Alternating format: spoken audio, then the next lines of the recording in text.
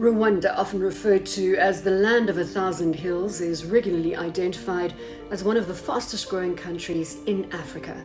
The World Economic Forum ranks Rwanda as the 9th safest country in the world, and the World Bank says it's the second easiest place to do business in Africa.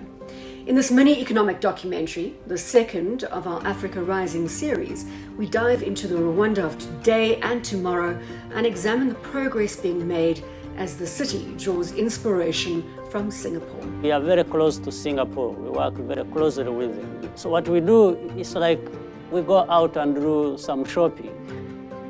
We go to countries and look at the things we like, and not only the things we like, but things that may work for us. And then we choose. So in our shopping process, we liked what we saw in Singapore.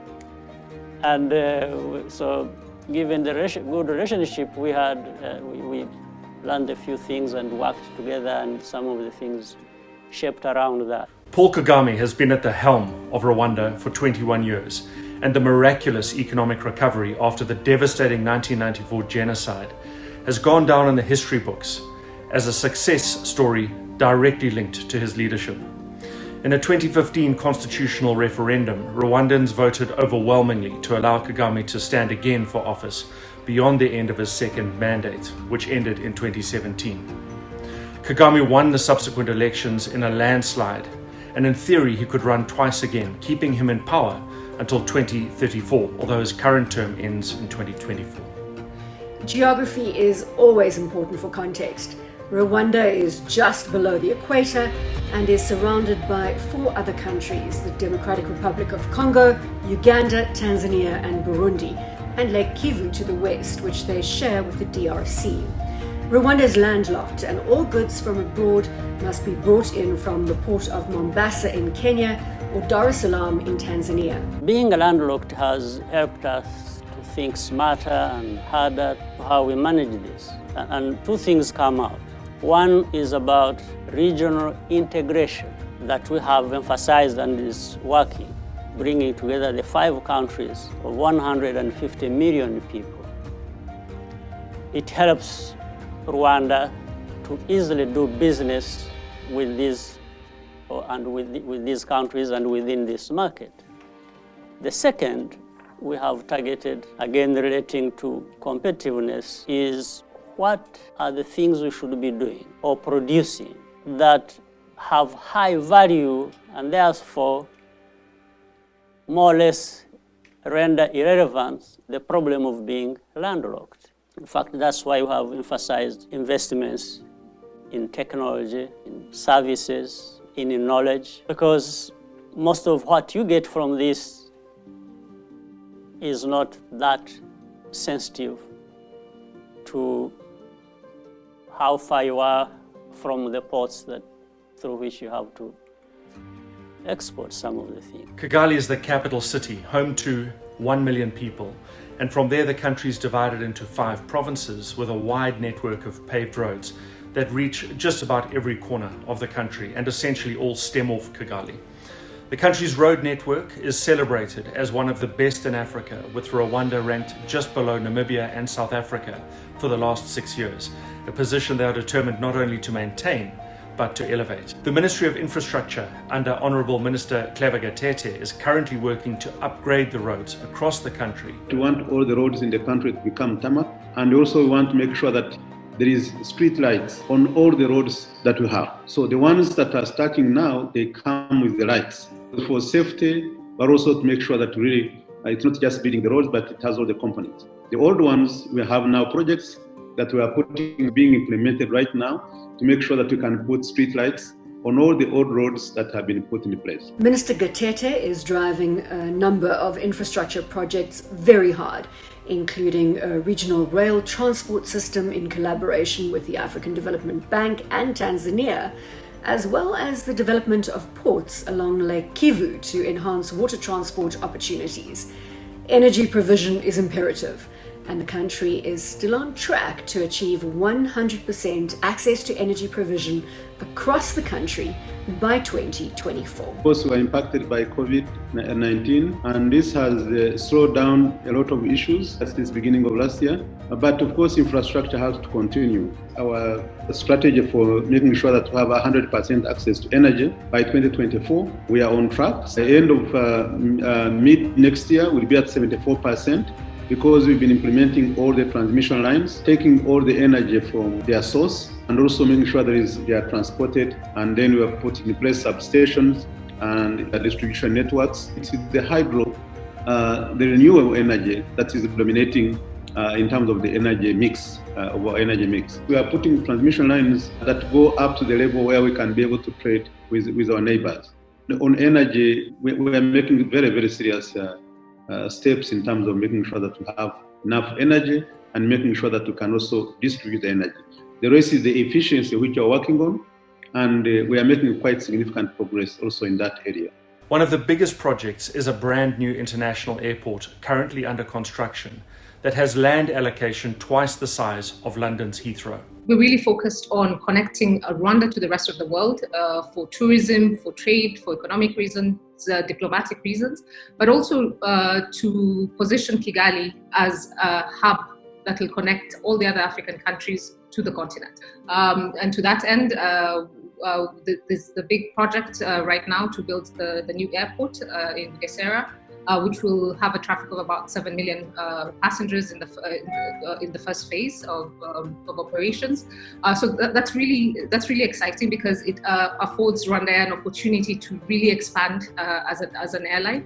We've been growing relatively fast before the COVID pandemic, and as most airlines across the world, we've been impacted. We had to stop for about 5 months, but we restarted in August last year. Really focusing on reviewing our network. We started with the African routes, and then opened up some of our long-haul routes as well. Unfortunately, with all the recurring COVID restrictions, a lot of our long-haul routes are affected, like London, Mumbai, and Gwangju. But we're still really focused on growing our African footprint. Rwanda is establishing itself as a global hub for conferences and events, with Kigali regularly winning global awards as a top meetings and international conference destination. Digital innovation and a progressive ICT environment are synonymous with Rwanda, and Kigali Innovation City is the government's flagship program to create a high-tech ecosystem centered around innovation and talent. Innovation City has the potential to transform the country into East Africa's tech and business hub. On the fact and the understanding that ICT and innovation are a critical driver for growth for our country. The trends we see in terms of the impact of technology, not just for Rwanda, but for the continent, is in the energy sector, agriculture, healthcare, and not looking at technology as a siloed standalone industry, but really looking at it as an enabler for growth and productivity across these various sectors. We've positioned ourselves as a proof of concept market. But what that means is, how do we become a technology and innovation hub for the continent where novel innovative ideas are birthed, but then also with the mindset of scaling them to the rest of the continent? Because if I unlock, the provision of quality healthcare in Rwanda, that need and challenge across the continent is similar. And so we should be able to provide scalability in responding to challenges that are not just unique to Rwanda, but also to the continent. The proof of concept vision that we have, when I talked about the ability to birth ideas and scale them to the rest of the continent. And I'll start with where we are today in terms of Rwanda being, a logistics and financial hub for the Eastern and Central African region. A lot of this has been enabled by, some of the trade facilitation instruments in place where, the removal of tariffs has enabled us to really become a logistics and financial hub. And so really looking at what is it today that has positioned us as a hub on the Eastern African region as well as Central African region, and leveraging that to take advantage advantage of these increased trade flows or markets that are being opened up by, being part of the CFTA agreement. Now, obviously, you also look at, with all these increasingly liberalized markets, how are we providing access to some of our businesses so they're able to scale beyond what they're currently doing just within the Eastern Central African corridor. I'll just take an example of the Kigali International Financial Center today that has been set up. And what it's really doing is to mobilize capital, not just to invest and finance in projects that are being done in Rwanda, but projects across the continent that are creating impact across the continent with the ability to establish their headquarters here in Rwanda. We need financial centers that offer connectivity within Africa and connectivity outside Africa. That's why at Kigali International Financial Center, we are now members of the World Alliance of International Financial Centers, because we believe that through partnership, then we serve global needs, global investments much better. It's why at Kigali International Financial Center, beyond being members of the World Alliance of International Financial Centers, we've also signed strategic partnerships, both with African IFCs such as Casablanca, and the pace is growing, as well as the Belgian Financial Center, and we are looking to expand that network, because once we do that, then we are able to give connectivity for flow of capital and investments.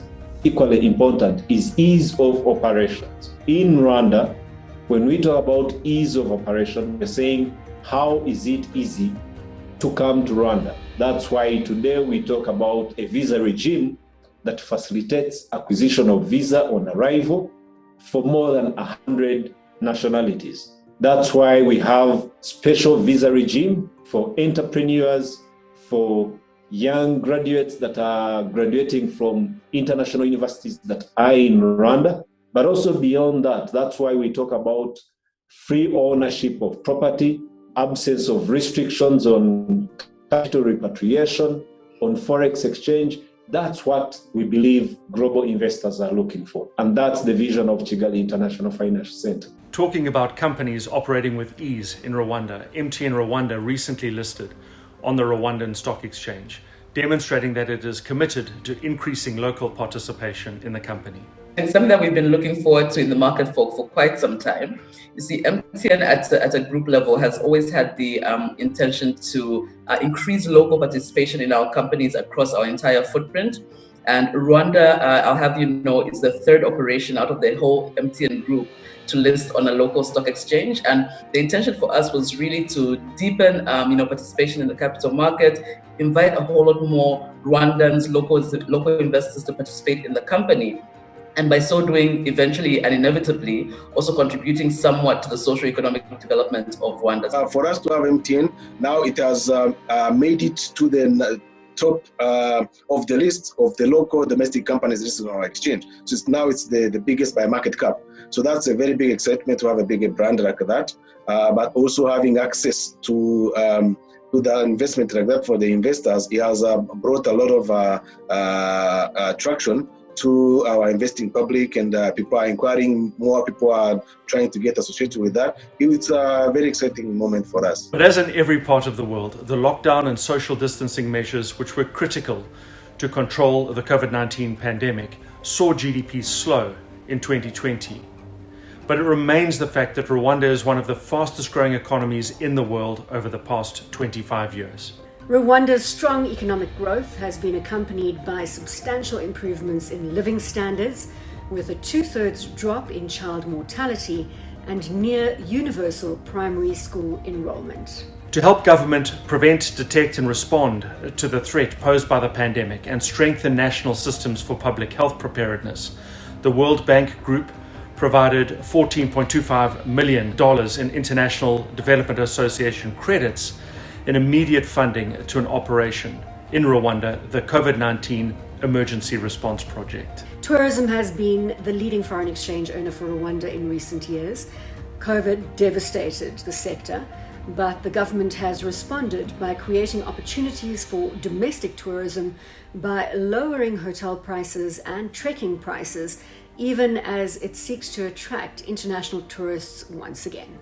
Agriculture is the main economic activity in Rwanda, with 70% of the population engaged in the sector. Tea and coffee are the major exports, with Rwanda supplying 21,000 tons of coffee to the global market in 2019, and ranking as about the world's 30th top coffee supplier globally. Now, after 2 decades of targeted investment by industry leaders, Rwandan coffee is supplying top brands like Starbucks. Rwanda's business-friendly reforms are yielding fruit, with Volkswagen setting up a manufacturing plant in the country with a $20 million investment and the potential to create 1,000 jobs. Despite low car ownership in Rwanda, VW hopes to both sell vehicles and use them in an Uber-like car-sharing system that will allow people to book rides using their smartphones. Some will also be sold into neighboring nations. In October 2019, Mara Phones opened a $100 million manufacturing plant in Rwanda. I'm pleased to join you here today to launch the Mara Phones factory, which is the first of its kind in our continent. The Mara Phone joins the growing list of high-quality products that are made in our country. As the world starts opening up following the COVID-19 pandemic and the African Continental Free Trade Area becomes further entrenched, remarkable Rwanda is set to continue to go from strength to strength and play a starring role as Africa itself continues to rise.